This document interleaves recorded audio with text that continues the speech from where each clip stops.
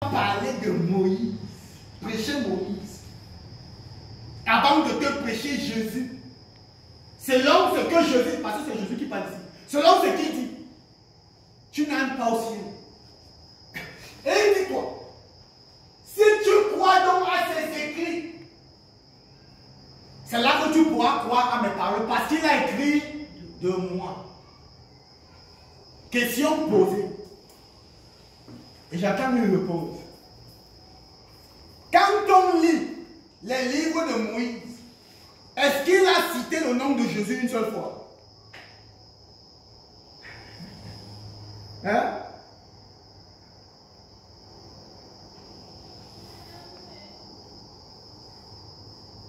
Là, ça devient compliqué. Moïse n'a jamais cité le nom de Jésus. Mais Jésus dit quoi? Il a écrit de moi. Dis avec moi mystère. Mystère. Et il continue. Pourquoi parler de ce Moïse? Parce que la Bible dit, il a fait connaître ses voies à Moïse. En anglais on dit, he made known his character. Ça veut dire, il a fait connaître son caractère, tout ce qui le concerne, à une seule personne, à Moïse. C'est Dieu. Voilà pourquoi je lui pourrais dire quoi? Si vous ne croyez pas à Moïse, vous ne pouvez pas croire à mes écrits. Qu'est-ce que Moïse a donc dit de Dieu? De Jésus. Et on se rend bien compte qu'il a fait connaître ses œuvres au fils de qui? D'Israël, qui sont des prophètes. Pourquoi donc parler des prophètes? Luc 24 à partir du verset 25. Est-ce qu'on peut lire? Alors Jésus leur dit, ô homme sans intelligence, et dont le cœur est lent à croire tout ce qu'ont dit les prophètes. Homme sans intelligence. Moi, je préfère vous dire, ce que vous copiez là, vous n'allez rien comprendre. Rien. Donc c'est comme si vous perdez votre temps à écrire. Parce que c'est même ici qu'on va percer l'abcès. Et la preuve, c'est que certaines personnes ont quand même pris le soin d'écrire, mais ils n'ont pas pu nous résumer quelque chose. C'est mieux d'écouter et de pouvoir comprendre pour résumer demain. Et on vous a dit que si vous avez une clé ou un téléphone, on prend ça, on met dans votre téléphone. Là, vous pouvez, ça va sortir comme ça sort là. Parce que si vous écrivez, c'est ici qu'on va commencer à parler de la connaissance de Dieu. C'est en écoutant qu'on parvient à la connaissance. Ce n'est pas en écrivant. Qu'est-ce que les prophètes ont donc dit de Jésus? Quelqu'un a une idée?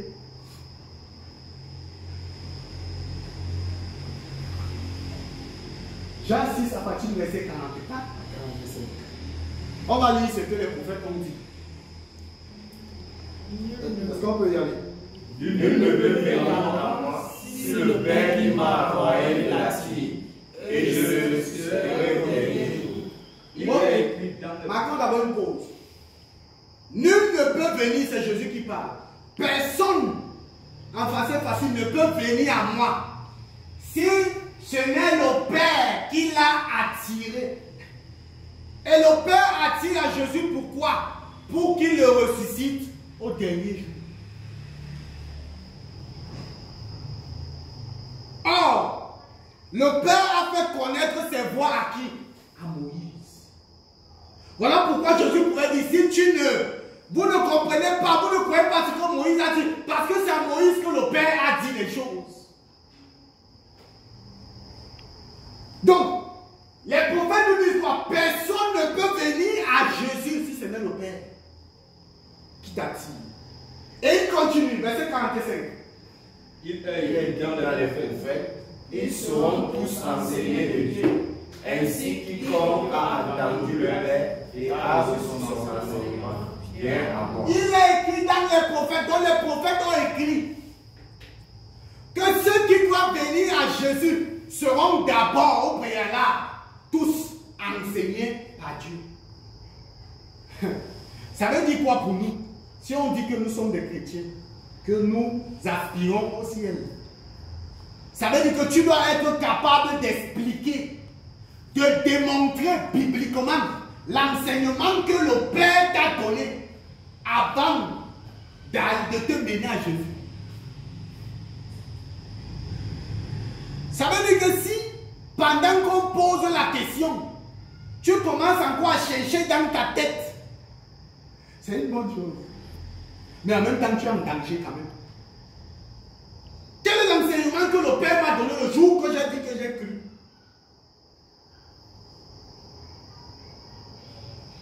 Parce que Jean 17,3 nous explique l'entrée au ciel. Comment on fait en accord avec les versets précédents. La vie éternelle nous définit. Jean 17,3, 1, 2, 3. Or, la vie éternelle, c'est qu'ils connaissent toi, le seul vrai Dieu, et c'est ce que tu as envoyé, Jésus-Christ. Ça se complète. Nul ne peut venir à moi si le Père ne l'attire. Or, c'est ce qui constitue donc la vie éternelle. La vie éternelle, c'est quoi? C'est qu'ils te connaissent. Pas qu'ils t'apprécient. Pas qu'ils te louent. Pas qu'ils te chantent des cantiques. Pas qu'ils jeûnent pour toi. Ou pas qu'ils aient la foi. Ou pas qu'ils croient trop. La vie éternelle, c'est quoi? Qu'ils te connaissent. La connaissance, c'est une petite chose, non? Qui ne connaît pas Dieu? Qui ne connaît pas Dieu ici? C'est un verset qui ça m'intrigue. Nous tous, nous sommes nés, on nous a parlé de Dieu, bon faux. Mais Dieu définit la vie éternelle comme la connaissance. Il y a donc une différence entre avoir les informations sur quelqu'un et connaître quelqu'un. Et il continue. C'est cette connaissance-là qui se donne par l'enseignement du Père. Et c'est cette connaissance qui te mène à Jésus. Or, celui qui a donc cette connaissance est mené à Jésus. Et Jésus l'enseigne. Et Jésus lui donne la certitude que toi, je vais te ressusciter au dernier jour. Et pendant qu'il est vivant, il ne vit plus comme n'importe qui. Il vit toujours dans l'allégresse et il est content. À chaque moment, il est content. Parce qu'il a reçu la garantie que Dieu, Jésus lui a dit personnellement, à travers les Écritures, que je vais te ressusciter au dernier jour. Parce que le risque se trouve dans 2 Corinthiens 11 à partir du verset 4. Car si quelqu'un vient vous prêcher un autre Jésus que celui que nous avons prêché, pour savoir donc si on part au ciel, première des choses où nous sommes là, c'est quoi? Si un homme vient te prêcher un autre Jésus que celui que nous avons prêché, première des choses c'est quoi? C'est que si Paul parle déjà comme ça veut dire qu'il s'est rendu compte qu'il y a d'autres Jésus qu'on annonce aux gens. Quel est donc le Jésus que Paul a annoncé? Quel est donc le Jésus que les apôtres ont annoncé? Et quel est le Jésus qu'on annonce aujourd'hui? Et laissez-moi vous dire, le Jésus si se paie de la même façon. C'est ça, non? Nous tous on appelle Jésus comme ça. C'est pas ça. Or, parmi donc ce Jésus, certains le reçoivent par la prédication et Dieu leur donne le don de connaître. Et certains reçoivent aussi ce Jésus non pas par la connaissance, mais par quoi? L'impulsion de leur chair. Alors on rentre dans l'esclavage. Et il continue. Que celui, si vous recevez un autre esprit que celui que vous avez reçu, ou un autre évangile que celui que vous avez embrassé pour le supporter fortement. Donc on se rend compte quoi? Paul est en train de dire, en ces temps, il est possible de recevoir le Saint-Esprit par autre chose que par la prédication. Voilà pourquoi il dit quoi? Un autre évangile. Donc, l'évangile-ci est prêché. Or, cet évangile te parle d'un autre Jésus. Et ce Jésus-là te donne comment? Un autre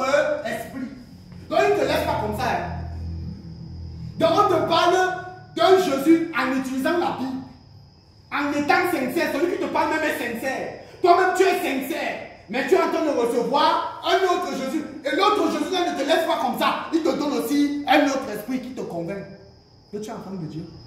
Tu es enfant de Dieu. Comment on fait la différence pour savoir si j'ai reçu le bon ou le faux?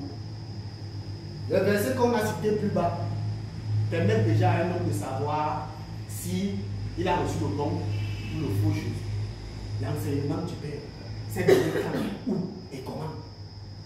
Celui qui a reçu le bon connaît, il peut te montrer. Et Jésus va donc commencer à dire, vous adorez ce que vous ne connaissez pas. Nous adorons ce que nous connaissons, car le salut vient des Juifs. Pourquoi il pouvait leur dire ça comme ça? C'est qu'il s'est rendu compte que les gars essaient d'adorer Dieu, mais ils ne le connaissent pas. Mais ils sont sincères quand même. Il est donc possible pour nous aujourd'hui d'adorer Dieu sincèrement, mais sans le connaître. Et Paul lui-même, dans Acte 17, il va nous dire, en parcourant votre vie et en considérant les objets de votre dévotion, j'ai même découvert un hôtel avec cette inscription à un Dieu inconnu. Ces hommes étaient assez honnêtes pour reconnaître qu'il y a un Dieu qu'ils ne connaissent pas. Mais nous, il y a un Dieu qu'on pense connaître. Donc, arrivé à ce niveau, j'aime souvent poser une seule question. Et j'aimerais qu'on se prête à ce jeu. Vous savez, en Afrique, on a plusieurs dieux, c'est pas ça. Et j'ai pris quelques jeux populaires en Afrique pour essayer de voir. C'est que on a le dieu des Yengi. Ce sont les dieux des rêves. C'est qu'il te dit tout à travers les rêves. Donc il te révèle ce que tu vas devenir, ce que tes enfants vont devenir, ainsi de suite à travers les rêves. Si tu as des problèmes, c'est tel à cause de tel, ainsi de suite. On a le Manu Wata, la déesse des eaux. Le Manu Wata donne la prospérité, vrai ou faux? Le Jésus des gens aussi donne la prospérité, vrai ou faux? Jésus de la Bible ne donne pas la prospérité. Donc le Manu Wata donne aussi la prospérité, vrai ou faux? Répondons non. Le Manu Wata guérit les gens, vrai ou faux? Jésus aussi guérit les gens, vrai ou faux? Ok. Il y a le djemou chez les Douala. C'est la magie pure. Jésus lui-même a fait la magie. Il a changé l'environnement. Ça, c'est le haut niveau. Et il y a le bassin chez les bains. Quand tu le portes, on tire sur toi rien. Donc, personne, quand tu as porté ça, personne ne peut plus rien te faire. Mais je me pose bien la question. Avec tout l'esplanade ou le panthéon des dieux qu'on a ici en Afrique, pourquoi est-ce qu'on s'est levé un beau matin pour aller adorer le Dieu d'Israël? Le Dieu d'Israël donne les mariages. Le Mamou Ata donne les mariages. Le Dieu d'Israël donne la prospérité. Le Mamou Ata donne la prospérité, parfois même plus. La preuve, les hommes les plus riches ne sont pas les chrétiens. Le Mamou Ata protège. Dieu, Jésus d'Israël aussi, protège. Donc tout ce qu'il fait, le Dieu d'Israël aussi, en fait Jésus aussi fait. Mais pourquoi est-ce que toi tu as choisi d'adorer quelqu'un d'autre? Oh, qui a les dieux ici à côté? Parce qu'il nous promet la vie éternelle. Parce qu'il nous promet la vie éternelle. Le rite des Kamites aussi promet la vie éternelle. Ça veut dire quoi? Tu vas te réincarner jusqu'à tu ne vas jamais finir. Quelqu'un d'autre a une autre réponse? Ou c'est maintenant qu'on essaie même de se poser la question.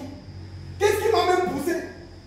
Certains vont te dire, je suis né, non, j'ai vu comme mes parents faisaient, et puis j'entre dans la coutume, comme le pasteur Thierry le disait. Parce que les autres font, moi aussi, j'ai commencé à faire. Parlons d'Israël. Comme les hommes s'aventurent pour dire qu'ils veulent servir le Dieu d'Israël, on va donc parler de lui. 2 Samuel 7:24. Tu as affermi ton peuple d'Israël pour qu'il fût ton peuple à toujours. Et toi, l'Éternel, tu es devenu son Dieu. Qu'est-ce qu'on remarque? Il dit quoi? Tu as affermi qui? Ton peuple. Son peuple, c'est qui? Israël. Il a affermi pourquoi? Pour que ce peuple soit son peuple à toujours. Il n'a jamais dit que le Cameroun c'est son peuple. Il n'a jamais dit que le Cameroun c'est un pays béni. Le seul peuple à qui il a dit ça, c'est qui? C'est Israël. Voilà pourquoi, comme nous sommes en train de progresser pour essayer de comprendre ce Dieu d'Israël, faisons très attention. Parce qu'il y a des choses qui leur sont arrivées pour nous servir d'exemple. Voilà pourquoi ça a été écrit dans ces Bibles, pour nous servir, pour nous donner instruction. Pour savoir comment lui, il traite. C'est ici qu'on va commencer à dégager et on va pouvoir savoir si réellement on servait le Dieu d'Israël ou si on sert le Dieu de Messassi sans le savoir.